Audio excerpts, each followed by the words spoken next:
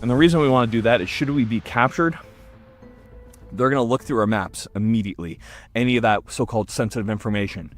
If we have a little dot that says home, well, you can guess where they're going. So we want to make sure that we're not either screwing our family and our friends, our militia group, our military that we're with. So these are things to consider. Obviously, we're talking about primarily civilian considerations, but hey, things get sketchy. You never know what's going to happen. Okay, now we need to take a look at ourselves. What's shiny, what shines?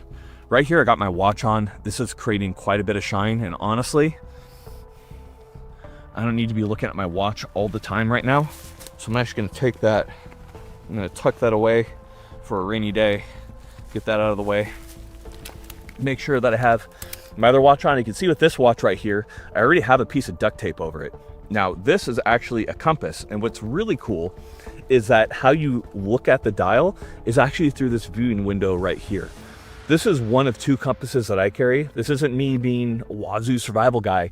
This is me just understanding the fact that without a compass, I am pretty useless. There are other ways to navigate, but I always recommend a compass. When I was going through selection to become a TAC-P within the Air Force Special Warfare community, I was doing night navigation, no light, no nothing. You have to do it like you're in combat.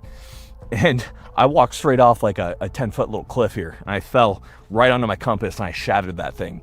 That sucked because part of passing that course is getting to a very specific point that a compass is needed to. But despite that, I was able to use the stars to navigate, and I was able to still hit my point. This is merely illustrating that although equipment is really important, what's much more important is going to be your skills as an individual. Equipment's never going to make up for any shortcomings you have in skill, so make sure that you're doing that. Okay, let's talk about that. Let's get some more dirt on us. Another thing that we can do as well is we can, of course, roll down our sleeves to cover more of ourselves right here. So let's go ahead and do that. I have my shirt nice and open right now. I can actually close that up as well. Use your clothing to your advantage.